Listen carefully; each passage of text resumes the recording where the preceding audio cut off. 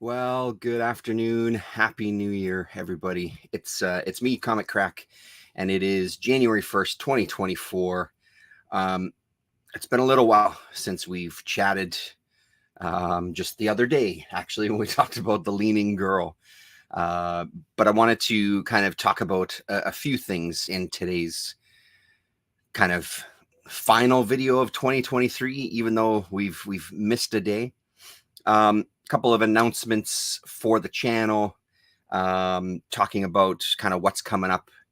And then we'll just go through kind of what I've read since the last time me and Rasa had a Sunday chat hangout. I hope everybody had a great holiday and got some good gifts. As you saw, I got the Leaning Girl, and I also got volume 3 of the Sandman. Unfortunately, volume 2 was nowhere to be found in the city, so I'm gonna have to hunt because I've got number 1. So that's good incentive for me to get back into reading this series. So let's see what we read. Everything is good, right? Yeah, it is, Kate. So starting with the one that kind of impressed me the least this week was, or these past weeks or two, this is Scrublands by Joe Daly. It was fine. It wasn't a horrible book by any stretch. This is a Fantagraphics book, but honestly, it didn't really do much for me. There was a couple of moments. I really liked the art. I like the kind of variety of coloring being used throughout here. And then in the middle, we get this enormous long form story with, I think it's 2 panels per page through the entire thing, which again, the style is pretty great. Oh, maybe not. So there you go, 3 per page there. The style is pretty fun, but overall, it just didn't really do much for me, this book. So I think this one is going to get put in the pile of books that will go away. I think when we were talking about this last time, there may have been somebody in the comic comments or the chat saying that this might have been a web comic at one point that was then combined for a book. So I should say that Joe Daly is a South African cartoonist, and coincidentally, the title of his American debut collection of comic stories, the Scrublands. Daly's work has been described as Tintin meets the fabulous furry freak brothers in the Cape of Good Dope. Yeah, so I guess I can see how they're sort of in line with some of the older underground guys, but I don't find it as engaging as the old underground guys. So there you go. That's Scrublands. One of my favorite reads of the week or the past couple of weeks was the True North book. True North with a Cerebus cover. This one had one of my favorite strips, so I'll show you it when we get there. But this is a collection of, this is the Comic Legends Legal Defense Fund is who put this together. The money for this was going to the defense fund. At the time, especially in Canada, books were getting seized at the border for being pornographic or obscene or however they wanted to criticize them. There's the list of everybody that's involved. If you want to pause that screen, a couple of, like a bunch of names, obviously, that stand out, including your friend of mine, Nicholas Burns is in here, Winnipegger. Who else is in here? George Freeman, also Winnipegger. Seth is in here, of course, and a whole bunch of other names that you'll recognize, of course, including Mr. Chester Brown. We get a Reed Fleming, World's Toughest Milkman strip, which is always a good thing. The one that kind of amazed me, this Kent Burles, the art on this one was pretty beautiful. It's not a name that jumps out at me immediately, but there you have it. Where's that strip?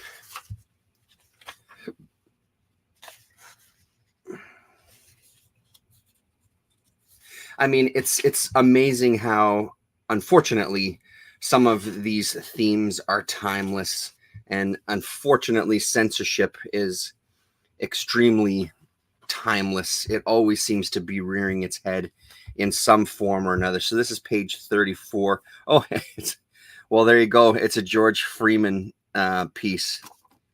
I didn't realize that. Letters by Ron Munns. I got a real big kick out of this one. So we start off with a cartoonist in prison. You better be afraid, man. You better believe I'm a menace. I'm dangerous. I'm a cartoonist. So that kind of sets the theme, and it's very over the top, but going into, of course, I draw comic books, the real stuff. You think I'd be stuck in here if I worked for a newspaper? Still, who knows? If I were free, I might do real children's comics, comic book versions of the classic Grimm's fairy tales, The Adventures of Robin Hood, or The Chronicles of Narnia. But I'd soon start to stray. It would start small, an adaptation of the Heinlein's Podkayne of Mars.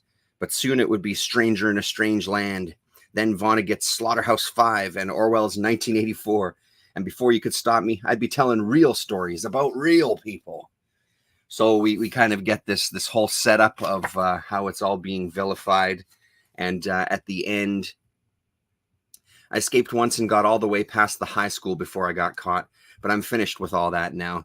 The other guys can push and shove and scheme and break out. I've learned my limitations. I know my place. Besides, this place isn't so bad once you learn the rules. You can do some good stuff in here. Check out my latest. See, Kitty and Magic and Ileana were kidnapped by mutant haters, but rescued by Storm at the last minute. Wait a minute, Storm hasn't got any powers anymore, or does she? Anyway, the X-Men, New Mutants, and X-Factor have all mysteriously disappeared. So that one made me laugh out loud. My love of X-Men comics. So I thought that was pretty clever little piece there. So, and the rest of it is, you know, like any anthology, say it with me now. There's some good and some bad, but overall, this was a fun little read. So there you have it. That was True North Comics. I imagine today is going to be pretty quiet with live viewers. So from there, why don't we get into some Cerebus himself, itself. This is a Jaka story Jaka story part 6 through 10, which takes up issues 119 to 123. The biggest criticism I have about this, and Colin, you called it, it's so goddamn wordy that honestly, sometimes I do sigh a little. Hello, Andrew Lopez. I do sigh a little when I turn to a page and see stuff like this, you know, with one panel. I mean, I managed to get through it. I don't know how much it adds to the story for me. The art is freaking gorgeous. I think that one of the things, like I think I've said before, he was trying with this particular arc was to slow things down. That was very specific. In one of the notes from the president in an earlier issue, he talks about European films and kind of pacing. And with this one, he really wanted to slow down the storytelling. I can tell you that you've definitely slowed down the storytelling to a point of a standstill as I turn to a page like this, sigh heavily and put it down and say, I'll get back to it later. So it did take me a little while to read these 5 issues. There's a lot of reoccurring themes here. This barkeep or shop owner, for one of them, is always having this internal conversation with himself of things that he wants to say to Jaka, who's a dancer at his facility, and never actually says. When he finally, there's a few times where he finally starts to build up that courage, and Jaka suddenly leaves, so he misses his opportunity, and he's always just staring longingly out the window. It's no big surprise that the twist that he has started to take here. I find the timing of the twist pretty funny. I'm sure that was purposeful, even if he may have been planning it throughout. Maybe it was he had a breakup during this particular arc here. And the very next issue, the shop owner is starting to have themes of having his way with Jaka, let's just say. So starts to take a dark turn. Again, not a surprise by any stretch. We also meet the poet in this one too. There's some really good moments with the poet and Jaka's husband here, whose name I'm blanking on right now. And then also the poet and Jaka herself, as she doesn't want her husband hanging out with this guy. So she finds this little job for him to do. And the poet's kind of runs into her and says, "I'll see you tonight. I was going to come and watch you dance. Now that your husband's not available to spend time, I figured I'd come and hang out and just watch you dance all night," which of course creeps the shit out of her. And magically, her husband doesn't have any duties to do anymore. So some real funny little bits in here. I am enjoying it. It is just a slog for sure. Those big text pages that ultimately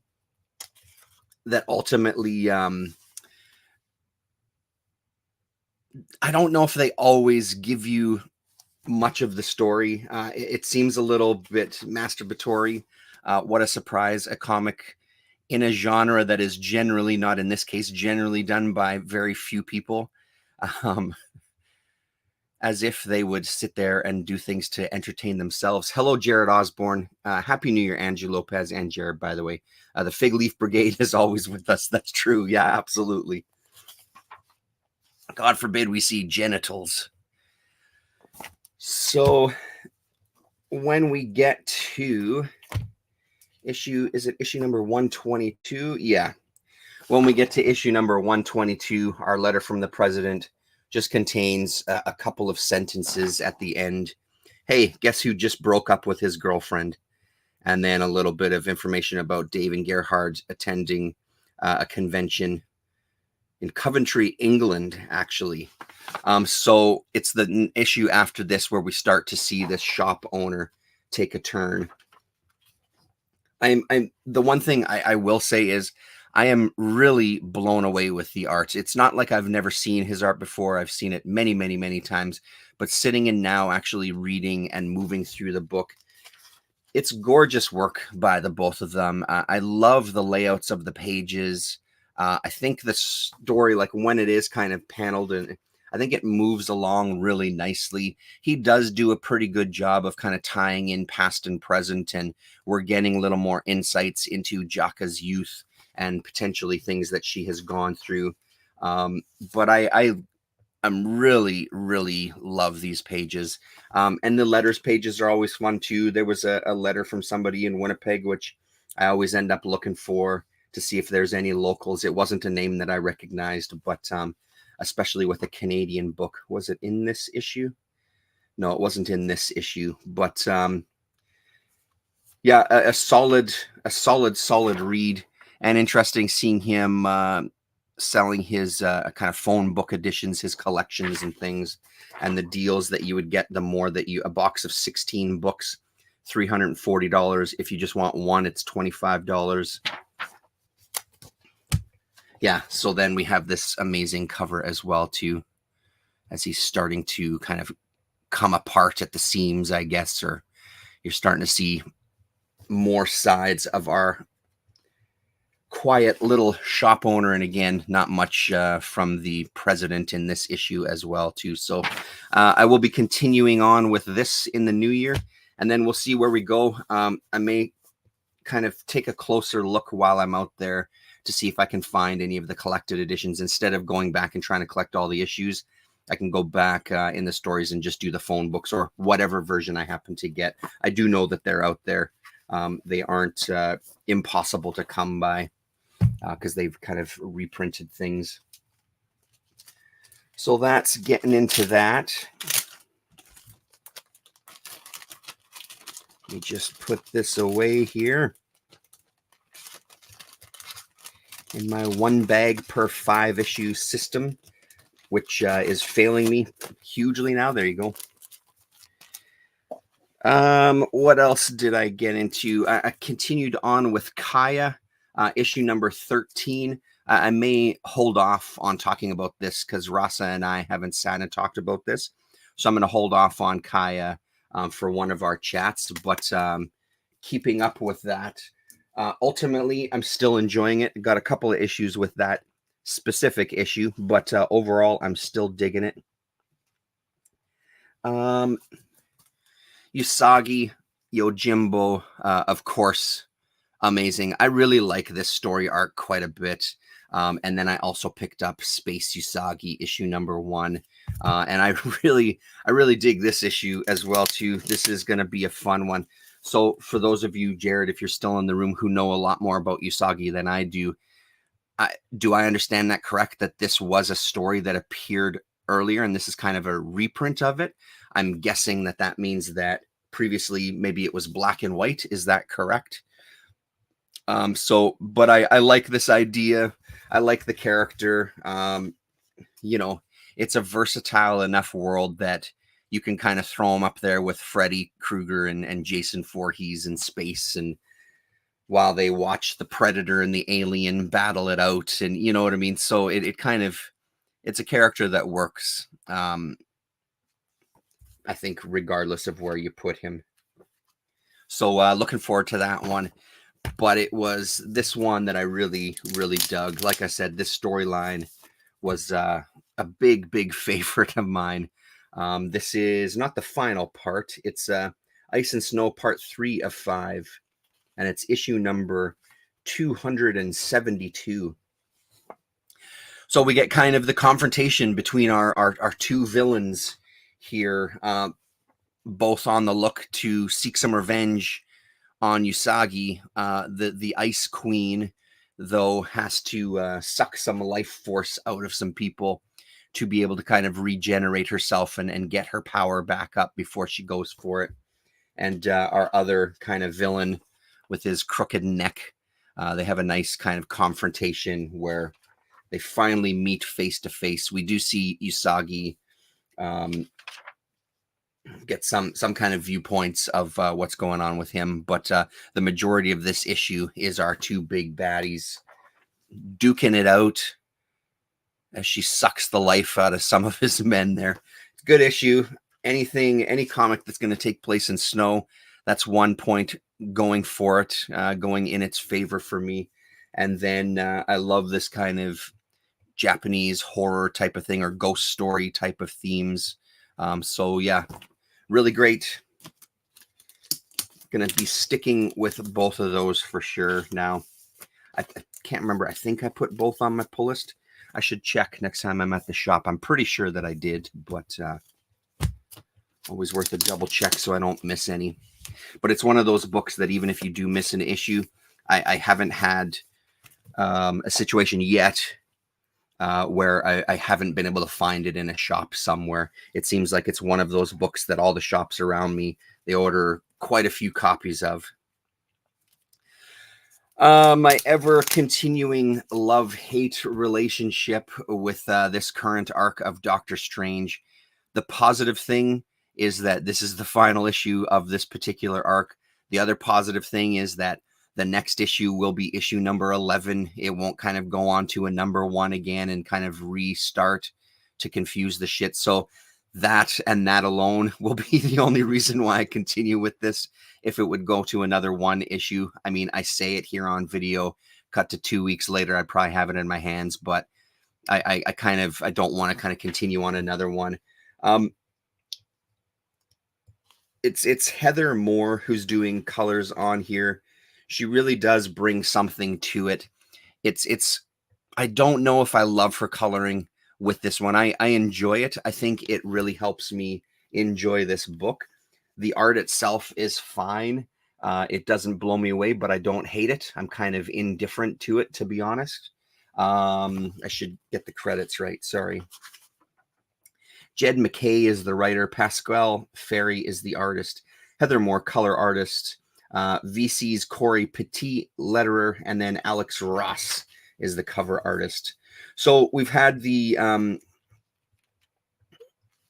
General Strange, and it's kind of the culmination of their big battle. The big battle that lasts 1, 2, 3, 4, 5, 6, 7, looks like about 8 pages, 7 or 8 pages. So not even half of the book. And then it goes to kind of the general living with Doctor Strange and kind of going through therapy. It's just fucking stupid. So, like I said, I've come this far on it. I'll more than likely pick up the next issue because I'm a sucker like that. But I'm not loving it, and it's just unfortunate because there was a couple of issues in this particular one that I thought were really solid, and I really liked what I thought at the time where where the story's direction was going. But I'm not writing it, so I have zero control over that. So there you have it. That's Doctor Strange issue 10. Where's the number? It's up there. Donald Rex, Happy New Year, man. How are you?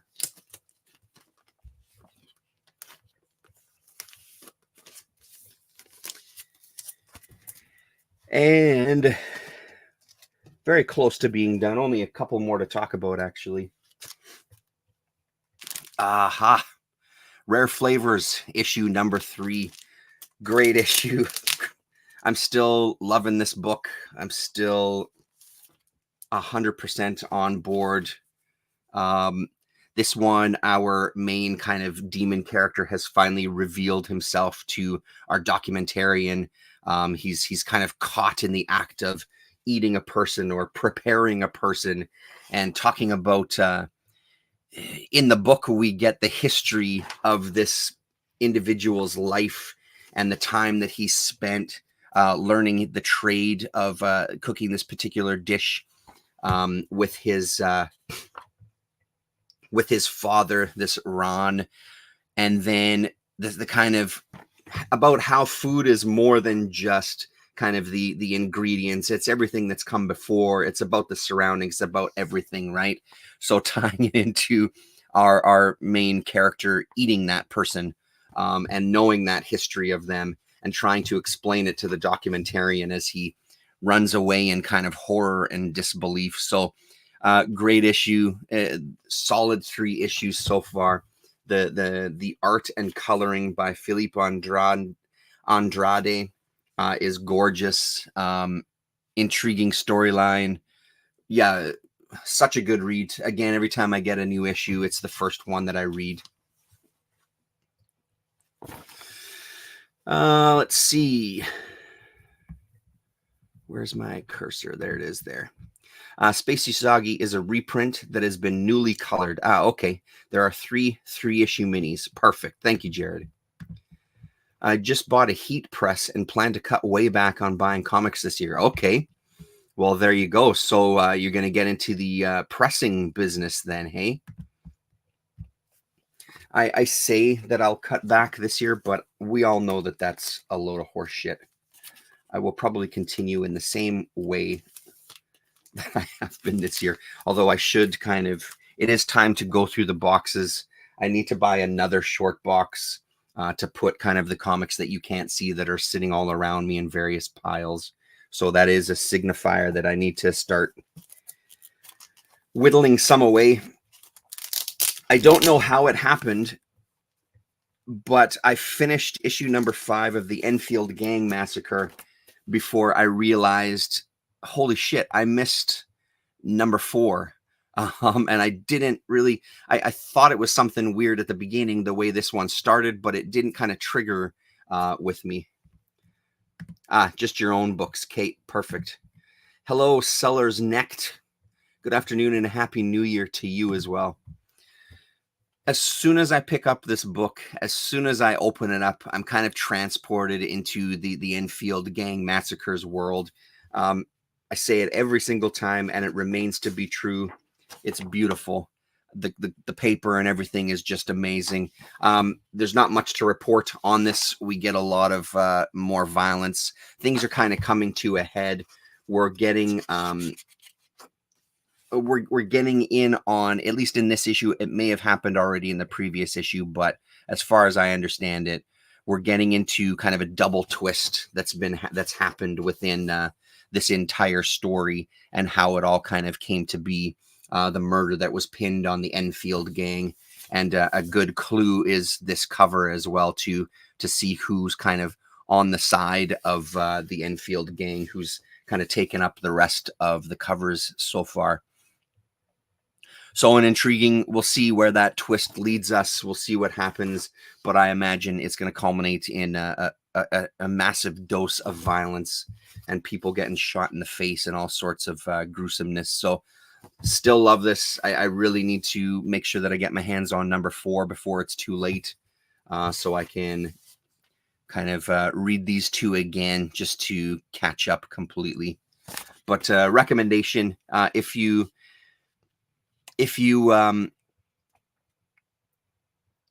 I don't know what they're going to do with the trade with this one. I'd be surprised if they can kind of recreate it in the way that they've been able to with these single issues. So, I mean, if you want to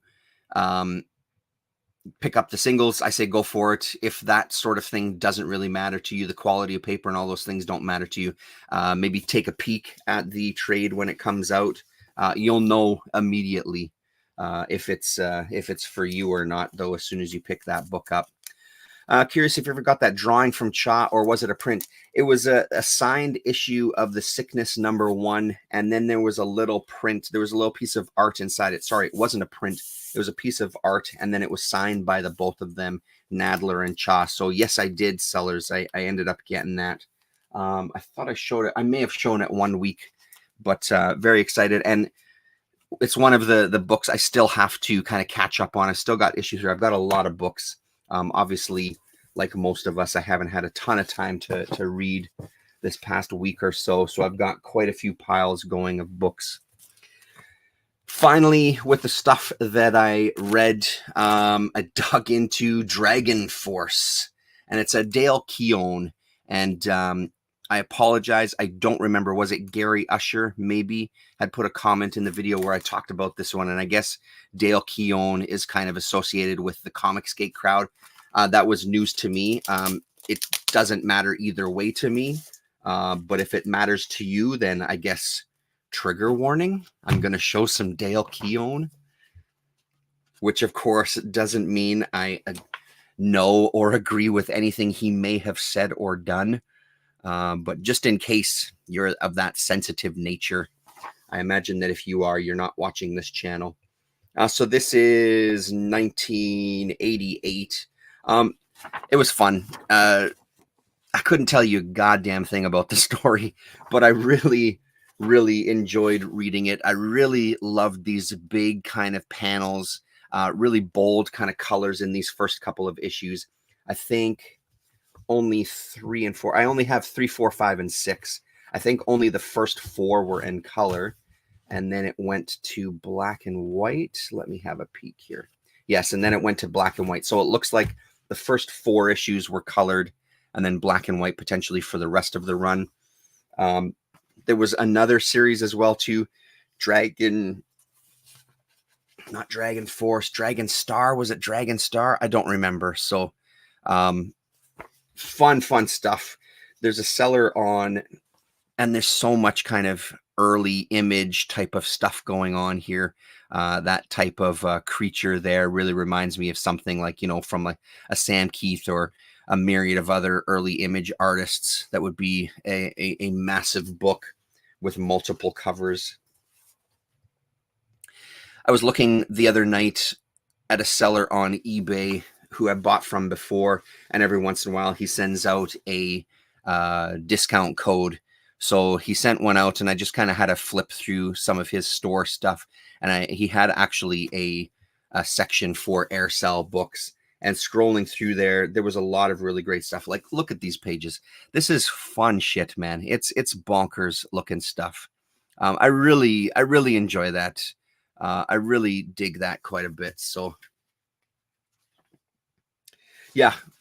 Am I going to run out there and quickly try to find the rest? Probably not, but I will for sure be keeping my eyes open for this series and picking them up if there's any 50 centers out there in my future. So, and I'll just quickly show you the covers of the other ones.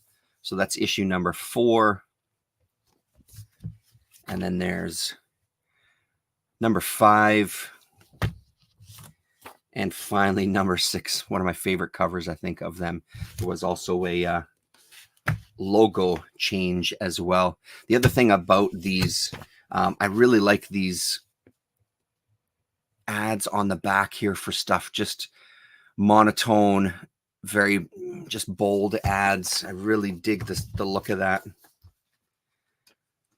Samurai from Aircel. I thought there was another one in the back as well. Yeah, here we go. So same. Oh, it's the same cover as that other back cover. Talking about Dragon Force, Elf Lord, Samurai, Shadow Walker, Warlocks, Knights of the Apocalypse, and of course, did I say Warlock 5? Warlock 5. There you go. Yeah, I bet there is, Donald. Yeah, I mean, they're all over the place, hey? Those damn things. So that's it for what I read. So we're now at, for the year, 665 books for the year. I spent, actually, Donald Rex being in the room, I was going through, I had some of his videos on in the background as I was going through the book and putting together my best of, my highlights of the year list, which I'm including kind of in the back of this book. So this entire little volume will be just a standalone 2023 book. So as far as that goes, I'm waiting for one thing that's supposed to be coming in the mail tomorrow. And if it does come tomorrow, I'm going to do a live stream where I talk about it. I pared it down to a mere 50 books of stuff that I really enjoyed over the year. I'll put all that stuff together. Like I said, this one piece that's coming in the mail is kind of part and parcel of what I want to talk about with my best of year stuff. So it'll probably be just one live stream where we look at everything. I'm going to break it down into publishers. No surprise, but it's independent and self-published. For me, that's kind of been the standout with the amount of titles. But I think there'll be some surprises in there for people too as we go through that. So that's coming up. I'm hoping to be able to do that live stream tomorrow. If not, it'll be Wednesday. I've got this week off of work, so I'd like to get it done then. And then for the new year of this channel, nothing bad. Everything is sticking. I'm staying around. I'm not doing anything. I'm not going anywhere. I'm going to be continuing with this for 2024. I've just got to now get myself another Moleskine book. One of the other things that I want to try to get into, I'm working on 2 right now. I want to try to get into doing some interviews on the channel for this new year. There's one that's pretty close to be coming together as far as like we're just talking about a date, which may be, it's going to be sometime this month. It may be sometime in the next week or 2. And then there's another interview that I'm kind of still working on a little bit. Actually, there's 2 more that I'm still working on a little bit. One that I put 0 work into. It just kind of came to me today. So it's something that I want to try this year to push for and see if I can reach out to creators and see if I can get people on to kind of talk. It's really loose. I am not an interviewer. I'm just some guy. I'm just some guy who posts on YouTube from his basement. I'm not a writer. I'm none of those things. So we'll see how it goes. The idea of it makes me a little bit nervous, but I'm also kind of excited to talk to some people. If all of the ones I have on the burner pan out, that would be incredible. So stick around for that. And, you know, the usual subscribing and all that shit. Paulo Costa, good evening. Happy New Year to you, man. I can never narrow down my faves. Looking forward to yours. Yeah. It was funny looking back at the book. It was actually pretty simple there was a couple in there that I didn't like them so much that when I read the title in the book, I had no memory of them whatsoever. I had to really kind of dig through the box because I have a box, or actually I have 2 boxes here that are mostly filled with stuff that I've read during 2023, just to make it easier for the end of year to pull stuff out and find stuff again before I kind of file them away for their final resting home.